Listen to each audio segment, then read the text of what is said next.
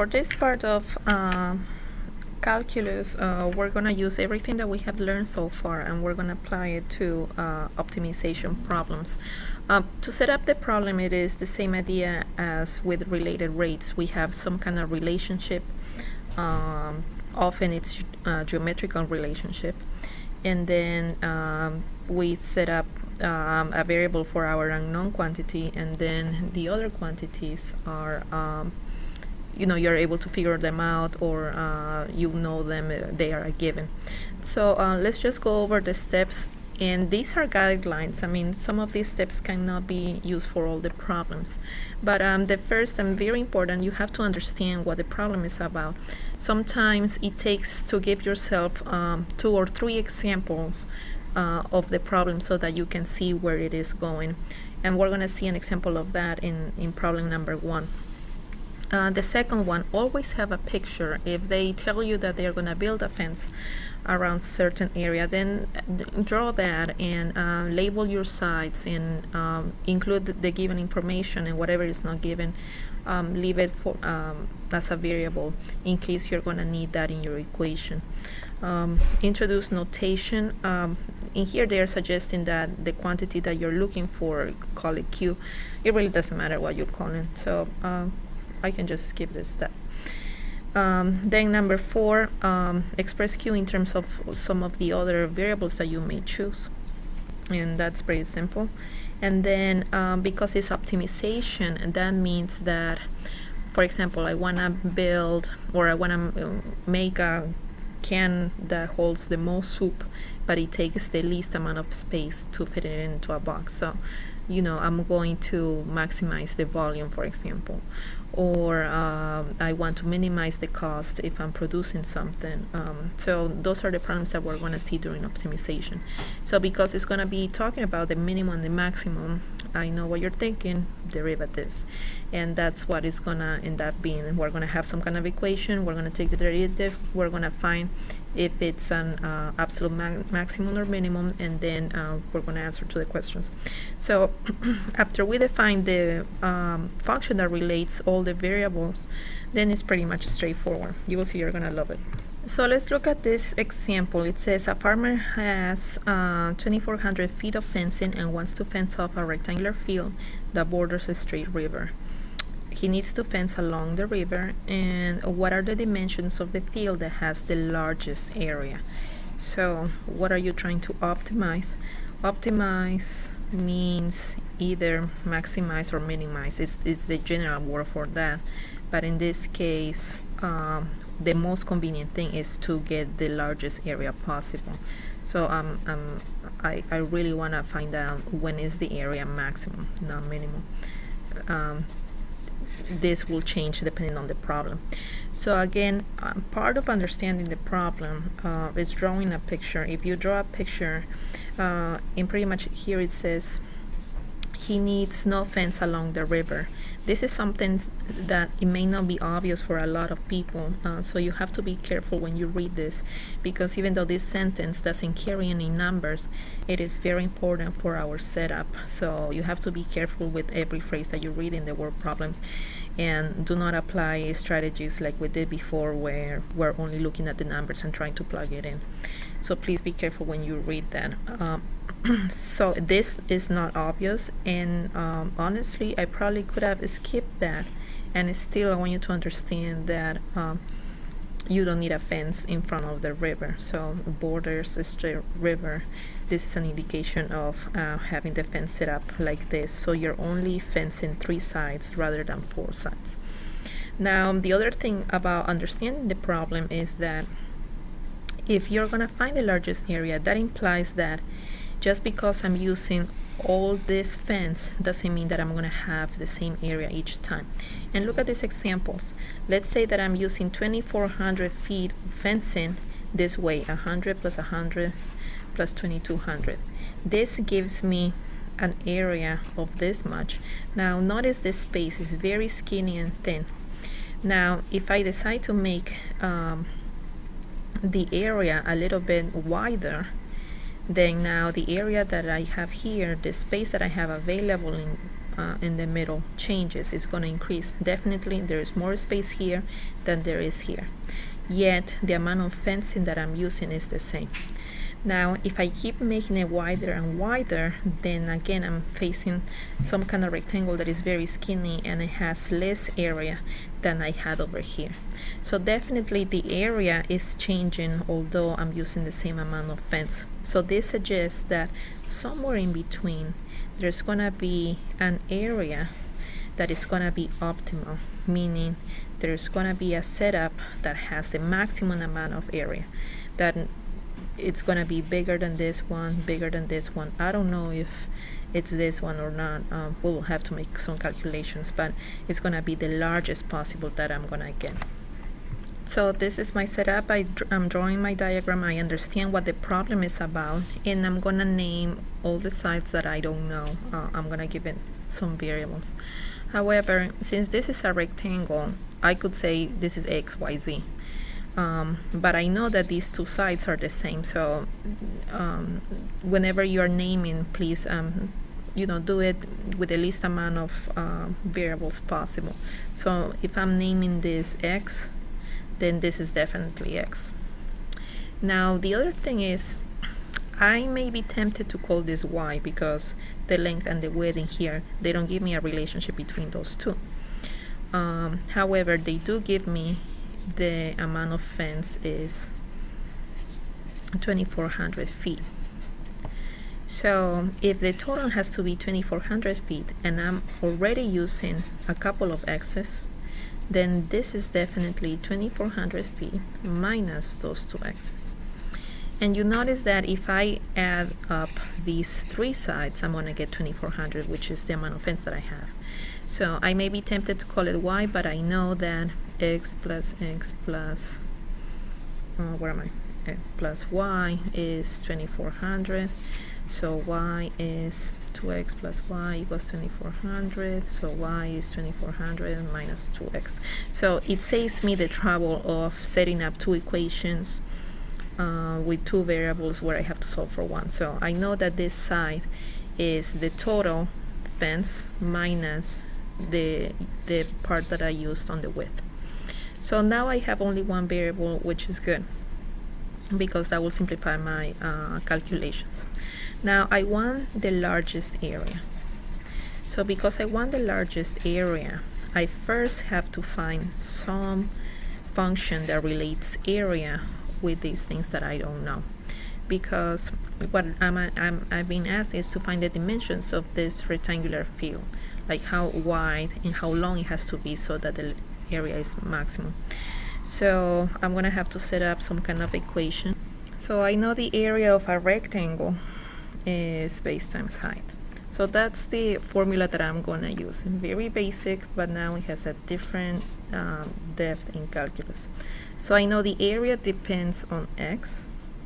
So I can put a of x if I wanted to, and this is just to remind me that area depends on x, so that when I take the derivative, I know what it is that I'm finding. Remember that this could be any combination of lengths that change over time, so just be aware that the area in this case changes or depends on x. So that's good to know. If you want to keep it as just simply a, that will be fine too. So the base in here would be 2,400 minus 2x, and then the width will be simply, or the height will be simply x.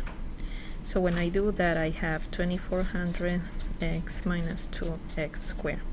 Notice how, although I didn't fence along the river, that really didn't matter for my area formula, because the fact that I didn't fence along the river, it's already considered over here. This will be different if I had to fence over the river. So that fact is already considered there. I don't have to worry about it when I'm finding the area. Area is straight, this times that, and that will be that. Okay, so I'm trying to find the largest area. That means I want to know where the area has absolute maximum. So for that, we want to know whether we are talking about a function whose domain is all the real numbers, or if it's just a function over a closed interval. So let's see what it is that we have. The minimum amount of phi that x can be is 0.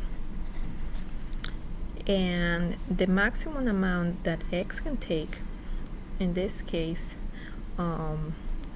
it's gonna be like, if I'm trying to make this area the widest, then it's gonna be 1200. And it's because if you start stretching this part right here, so then you're gonna have something that is gonna look like this, right? Very skinny, x and whatever the rest is. So because you have two widths in here and everything has to be over 2400, so I know that the maximum value that x can take is 1200. So I know I'm moving over a closed interval, so I can apply the strategy that I had before, where I can find the area at the end of the interval. I can find it at 0 and I can find it at 1200, and then I'm gonna be able to find it for any other value for which this is derivative is 0. So how do we find this value in the middle that we have, for which we have to, these are the x's, for which we have to evaluate a of x.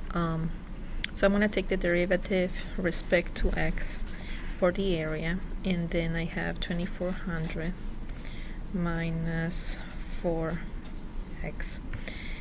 And I want to make this equal to 0 because I want to find a critical value, which I don't know if it's going to be a minimum or a maximum. So the critical value here, solving this equation, is going to be 2400 equals 4x, and then divide by 4 both sides, you're going to get 600. So that's my other value that I am interested in, and I want to find out what is the area in each. If x is 0, then the area is 0, and if x is 1200, replacing it in here, it would be 1200 times 0, which is 0 again. So a of 600 would be 1200 minus 2400 minus 1200, which is 1200 times. So it would be 1200 times 600, and that would be 72 and 1 2 3 4 0. So it would be 720,000 square feet. And now, do you know whether if it's a maximum or a minimum? Well, because we are moving in a closed interval, and these are all the y's at the critical values and the y's at the endpoints, then I'm picking the biggest y. So the biggest y, or the biggest area in here, is this one. Therefore, I need the rectangular area to be dimensions 600 by 1200. So I'm using all the fence that I had at the beginning, 2400, and then the biggest area is 720,000. Going back to our previous drawings, in here this was close to the biggest area but not quite there. So instead of guessing 100,000 different examples, this is a lot quicker, and definitely it offers us a method to optimize the area. Now this gives us guideline to determine whether we have an absolute minimum or maximum for any interval, not necessarily closed. It could be open or closed. Well, for closed we know how to do it, and we don't need derivatives for that, well, except to find the critical values. But remember that I found the maximum just by evaluating at the original function. I did not evaluate at the derivative. And it says if the derivative is positive for all the x's that are less than c, okay, so I have some value c, and for all the x's less than c, the derivative is positive, so that means the function increases. and the derivative is negative for all the x's that are bigger than c. So bigger than c, then f of c is the absolute maximum f. And now it makes sense, because if it's increasing and then decreasing, it's reaching a maximum value at c. And the maximum value is going to be an absolute one, and it's going to be this y, which is f of c. And it's going to be absolute because it says for the interval c is the maximum, because all the x's that are less than c, this continuously increasing. So it is not going to be the case where you go like this or like this. Like this cannot happen, because that's what it's saying. If this is true, then you have to have something that strictly increases, then strictly decreases, so therefore that's a maximum. And then the other statement, it just says it backwards. If the derivative is negative, meaning the function decreases, and then the derivative is positive, which means the function increases, so you're facing an minimum, and it's called absolute minimum, because this is true for all the x's less than c and bigger than c. Let's just review these concepts that we have seen before about marginal cost. If you have a function, for example, very simple, x squared plus 1. So c of 100 will be 101, and that represents the cost of producing 100 items. Now, when I take the derivative of cost and I evaluate it at 100, what does that mean? This is going to be money per unit. Those are going to be the units. This cost in here will be money, but the derivative will have units, money per unit. And what it means is, let's say that in this case would be 2x plus 1, and it's going to be evaluated at 100. So 2 times 100 plus 1, it would be 201. Oh, I'm sorry. If you do c of 100, this would be 100 squared. I forgot to square. So it would be this much, 10,001. So what this means, c prime of 100, means that I'm going to spend $201 to produce an extra unit, or to produce the 101st unit. One more unit past the 100. This is what it will cost me. So that's why it's called marginal cost. So it's the cost of one single item past the number of items that you're evaluating the derivative for.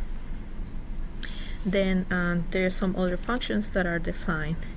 The revenue function is going to be the amount of units produced that are sold, and times the price per unit. This will be given to you in the problems. But then if you have to find the marginal revenue, then you're just going to take the derivative of that. And remember that it's a product.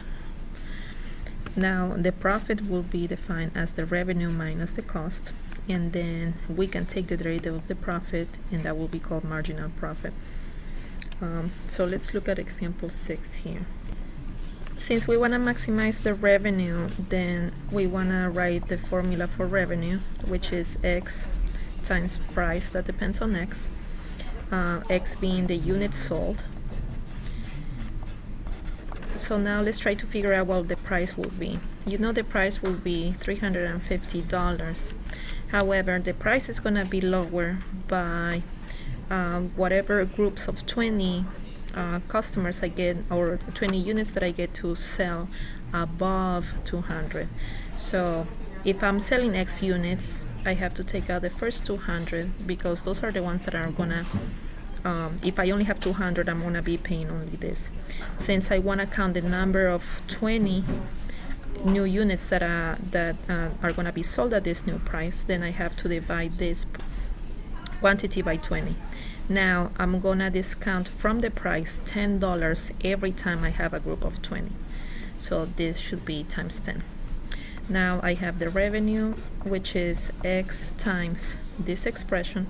This expression, when you distribute here, can be simplified to 450 minus half of x. And then I have 450x minus x squared over 2. Since I'm trying to maximize the revenue, I just have to take the derivative of this expression, which is 450 minus x, and that equals 0, so x is 450. So now I just have to verify that this is an absolute maximum. So below x, when x is less than 450, then this derivative is positive. So r prime of x is less than 450, so it will be positive. And then for x is bigger than 450, the derivative is negative. And by the theorem that we just saw, then therefore I'm talking about a maximum, so the revenue is maximum at that particular value of 450. So but remember, it's not the price at 450, it's the units. So if x is 450 units that I can sell, then 450 minus 200, that will give me 250 units sold extra, and divided by 20, that will be $125 that I have to give for rebate, because for every group of 20 I'm getting this much rebate from the price of 250. So I have to offer this, so the final price is going to be 350 minus 125. Customers will be paying potentially it will be $225. And that's it.